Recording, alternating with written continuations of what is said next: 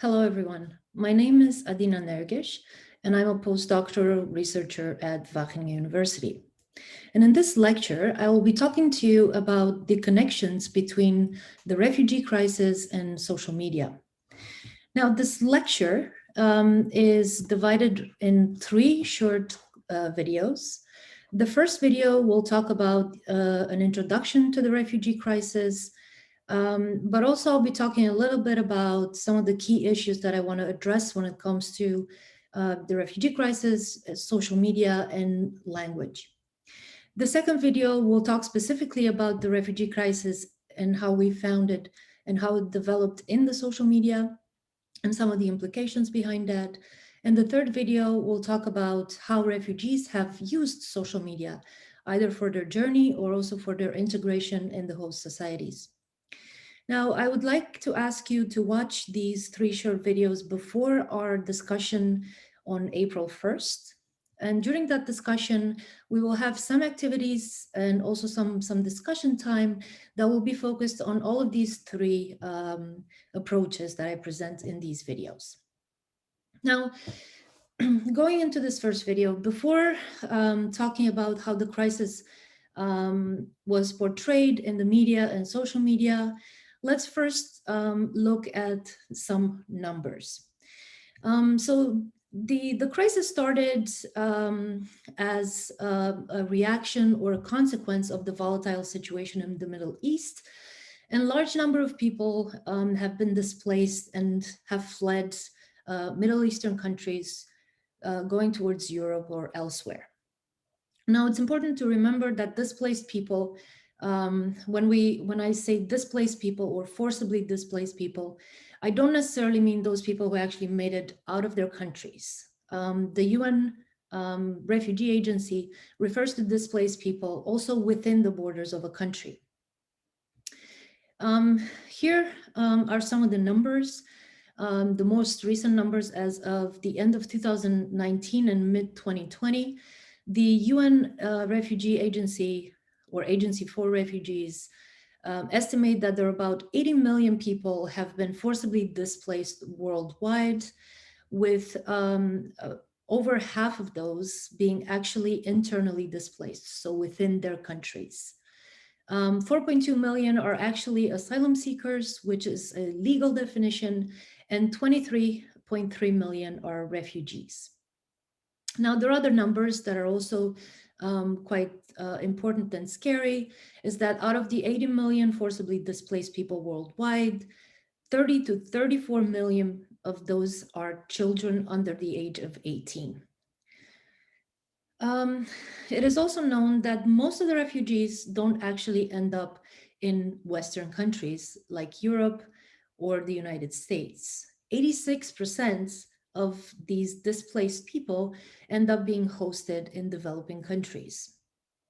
So the idea is looking at these numbers, and I'm sure some of you have seen media coverage, or you maybe even read some social media posts about the refugee crisis. I'm sure a lot of you know that this is a large-scale societal event and that it attracted a lot of attention from the media, from politicians, in social media, etc.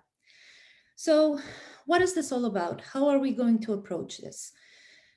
Let me give you an example. When we talk about the refugee crisis, a lot of the coverage that started emerging as of 2015 used sentences and expressions like the following one. This is from Wikipedia, and it says, the European migrant crisis or the European refugee crisis began in 2015, when a rising number of refugees and migrants made the journey to the European Union, so on and so forth.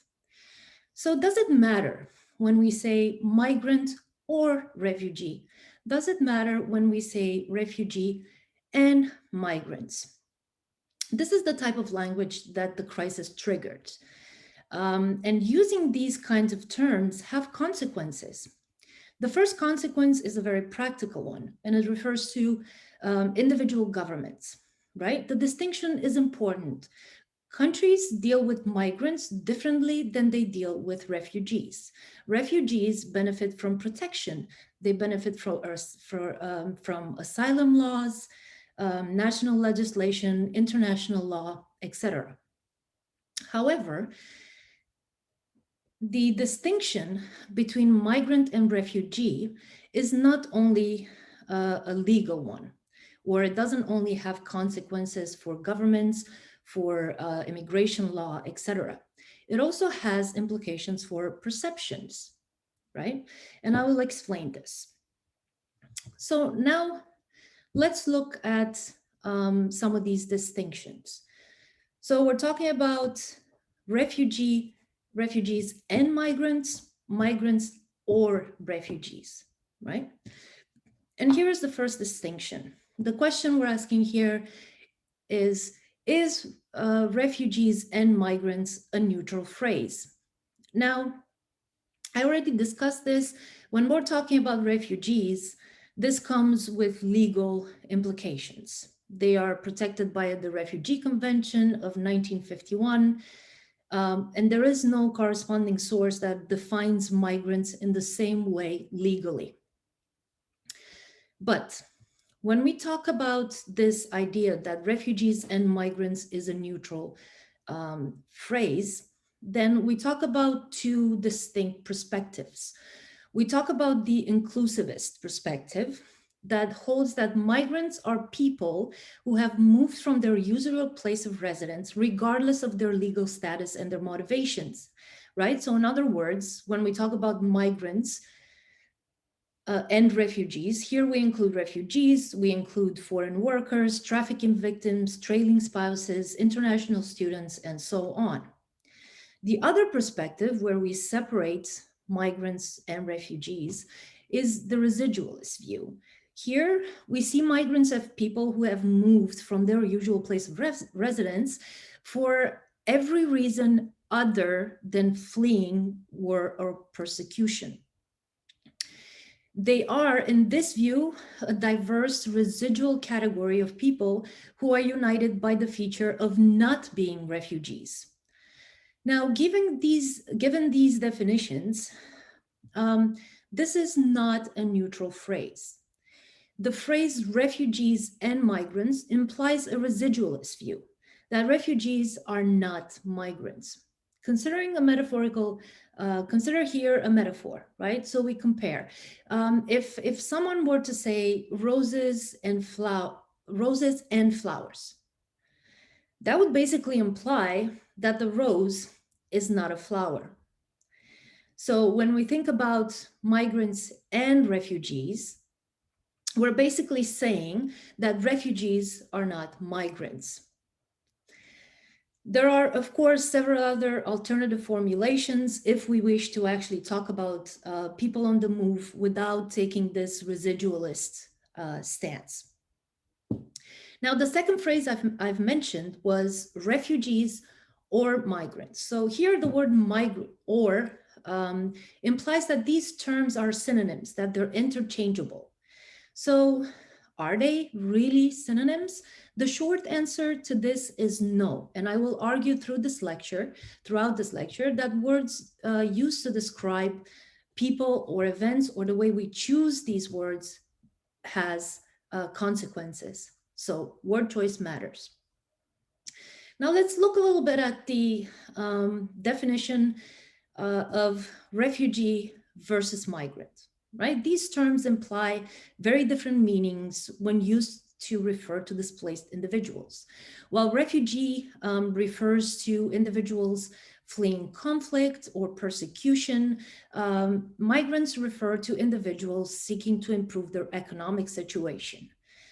Now, so migrant, we're thinking of someone, for instance, like myself, who came to the Netherlands to work in research or to get my PhD. I am a migrant.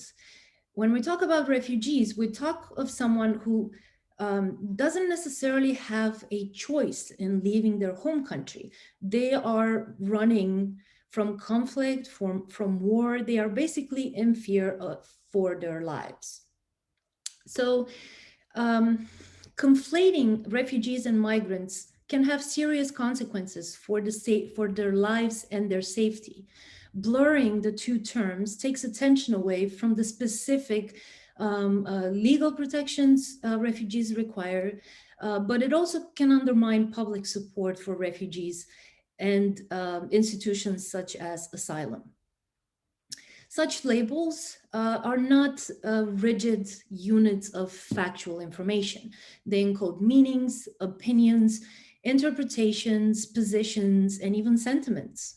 So, by using such labels as refugee and migrants, the refugee crisis as an event, but also the refugees themselves are being framed in a specific way. And I'm sure many of you have already heard about the concept of framing, but basically, when we frame something, we basically select some aspects that we make more salient and we hide either other aspects of an issue. So basically, when we frame, we promote a particular definition of a problem, a casual interpretation, a moral evaluation, and or a treatment recommendation for the item described or the event or the person. Now we know that research has shown that frames are used to present information in a certain way. And I'll show you some examples of how the words used in certain statements are framing the refugees or the refugee crisis. Now, frames are also, we also use frames to make interpretations of certain things, and they can also influence public debate and public opinion. Here are some examples of how some of Europe's known politicians have framed the refugee crisis. We're talking about David Cameron, who talked about swarms of people. We're talking about David Blunkett, who talked about asylum seekers as swamping. We're talking about Marie Le Pen, who talks about migrant anarchy, and so on. So here we're looking at frames that are mostly portraying refugees as intruders. And I want to talk a little bit about two of the most common frames that have been used across media, social media, but also politicians to refer to refugees and the refugee crisis. And Van Gorp talks about the idea of cultural frames. And he has shown that there are different cultural frames that can be activated with regard to different types of migrants or refugees. Most notably, the frames that talk about victims versus the frames that talk about strangers or intruders.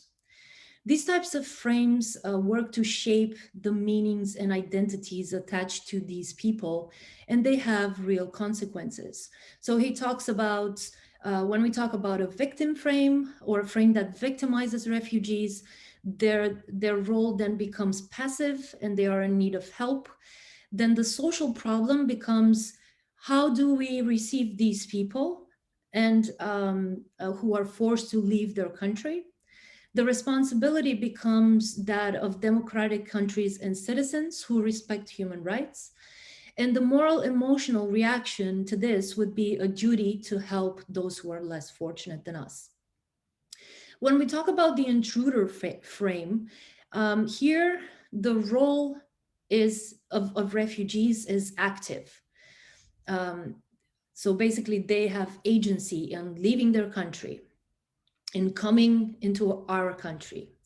The social problem then becomes not how to help these people, how to receive these people, but how to stop them from entering our country, from becoming a threat to our societies.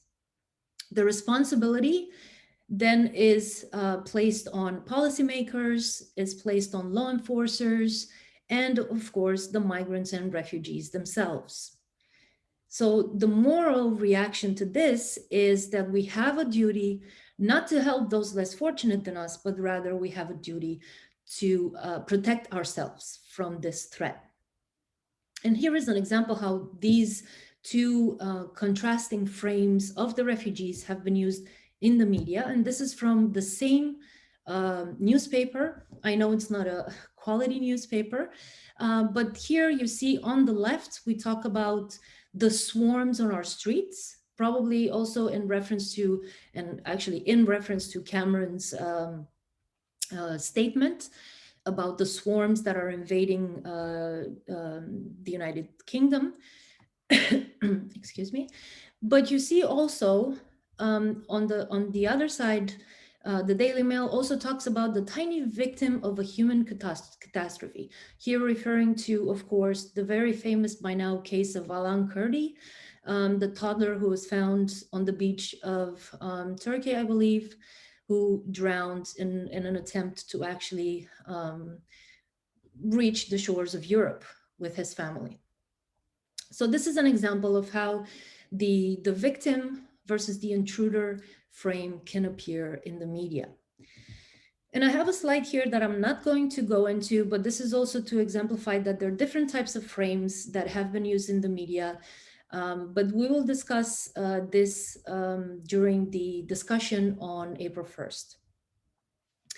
Now, when we talk about specifically about refugees and the social media, now we know that social media has changed the ways in which we can now access information, share information about our opinions, our attitudes, maybe even behaviors.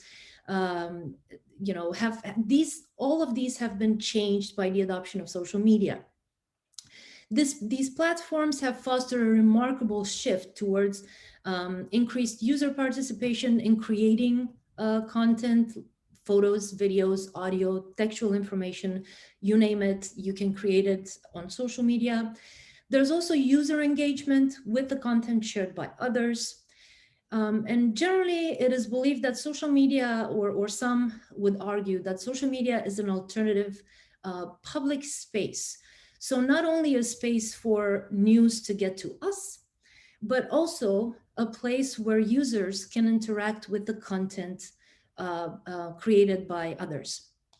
So basically, social media has become a place for information gathering, for content creation and engagement with content, but also of participation in discussions of societal events. We'll talk more about this part, so social media as an alternative public space, in video number 2. And then in video number 3, we will talk about the idea that refugees themselves use social media or have used social media during their journey, but also once they've reached their host societies. This concludes video number 1. I am listing some additional resources or publications if you are interested in more information about this idea of frames, the refugee crisis, and also the idea of how framing can affect perceptions and how framing is used to build narratives about, excuse me, large societal events.